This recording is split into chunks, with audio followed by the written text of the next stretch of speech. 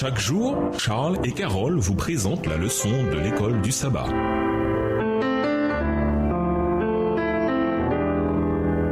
Bienvenue à votre émission. Dieu nous parle. Nous voilà la leçon de dimanche. L'homme riche et Lazare. Lisons Luc 16, les versets 19 à 31. Pourquoi cette histoire ne constitue-t-elle pas une description littérale de l'au-delà? Luc 16, versets 19 à 31. Il y avait un homme riche qui était vêtu de pourpre et de fin lin et qui chaque jour menait joyeuse et brillante vie. Un pauvre nommé Lazare était couché à sa porte couvert d'ulcères et désireux de se rassasier des miettes qui tombaient de la table du riche. Et même les chiens venaient encore lécher ses ulcères. Le pauvre mourut et il fut porté par les anges dans le sein d'Abraham. Le riche mourut aussi et il fut enseveli. Dans le séjour des morts, il leva les yeux et tandis qu'il était en proie au tourment, il vit de loin Abraham et Lazare dans son sein. Il s'écria: « Père Abraham, aie pitié de moi et envoie Lazare pour qu'il trempe le bout de son doigt dans l'eau et me rafraîchisse la langue, car je souffre cruellement dans cette flamme. » Verset 25. Abraham répondit: « Mon enfant, souviens-toi que tu as reçu des biens pendant ta vie et que Lazare a eu les maux pendant la sienne. Maintenant, il est ici consolé et toi tu souffres. D'ailleurs, il y a entre nous et vous un grand abîme, afin que ceux qui voudraient passer d'ici vers vous ou de là vers nous ne puissent le faire. » Le riche dit: « Je te prie donc, Père Abraham, d'envoyer Lazare dans la maison de mon père, car j'ai 5 frères. C'est pour qu'il leur atteste ces choses, afin qu'ils ne viennent pas aussi dans ce lieu de tourment. » Abraham répondit: « Ils ont Moïse et les prophètes, qu'ils les écoutent. » Et il dit: « Non, Père Abraham, mais si quelqu'un des morts va vers eux, ils se repentiront. » Et Abraham lui dit: « S'ils n'écoutent pas Moïse et les prophètes, ils ne se laisseront pas persuader quand même quelqu'un des morts ressusciterait. » Certains chercheurs indiquent que Luc 16, versets 19 à 31 doit être interprété littéralement, c'est-à-dire que le passage décrirait l'état des morts. Mais cette idée conduirait à plusieurs conclusions non bibliques et contredirait de nombreux passages que nous avons déjà étudiés. D'abord, il nous faudrait admettre que le ciel et l'enfer sont suffisamment proches pour rendre possible une conversation entre les résidents des deux endroits. Luc 16, versets 23 à 31. Il nous faudrait également supposer que dans l'au-delà, tandis que le corps est dans la tombe, l'âme spirituelle garde une forme consciente avec des yeux, un doigt, une langue et qu'elle ressent même la soif. Luc 16, versets 23 et 24. Si ce passage était une description de l'état des humains dans la mort, alors le ciel ne serait pas exactement un lieu où l'on pourrait qualifier de joyeux et d'heureux, car les rachetés pourraient assister de près aux souffrances interminables de leurs chers disparus et même dialoguer avec eux. Luc 16, versets 23 à 31. Comment une mère pourrait-elle être heureuse au ciel tout en assistant aux tortures constantes de son enfant bien-aimé prisonnier de l'enfer? Dans un tel contexte, la promesse divine concernant la fin de toute douleur, de toute larme et de tout cri serait quasiment intenable. Apocalypse 21, le verset 4. À cause de ces incohérences, beaucoup de chercheurs bibliques modernes considèrent l'histoire de l'homme riche et Lazare comme une parabole qu'il ne faut pas interpréter littéralement dans le moindre détail. George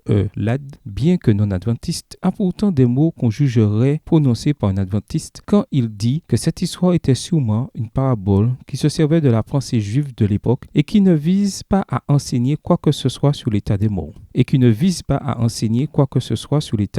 Est-ce que du chapitre Eschatologie dans The New Bible Dictionary, le nouveau dictionnaire biblique, écrit par G.E. Ladd à la page 388. La parabole de l'homme riche et Lazare présente un contraste saisissant entre un homme riche, bien habillé, et un pauvre couvert d'ulcères nommé Lazare. Luc 16, versets 19 et 20. Le récit enseigne que, premièrement, le statut social et la reconnaissance ici-bas ne sont pas un critère pour la récompense future, et que, deuxièmement, le sort éternel de chaque personne se décide ici-bas et ne peut être changé après la mort. Luc 16, versets 25 à 26. Et Abraham lui dit: « S'ils n'écoutent pas Moïse et les prophètes, ils ne se laisseront pas persuader, même si quelqu'un se relevait d'entre les morts. » Luc 16, verset 31, Bible en français courant. Dans ces paroles fortes de Jésus, quel message devons-nous appliquer à nous-mêmes concernant l'autorité de la Bible et la manière dont nous y répondons? Au revoir. Et à demain si Dieu veut. Dieu nous parle. Chaque jour, Charles et Carole vous présentent la leçon de l'école du sabbat.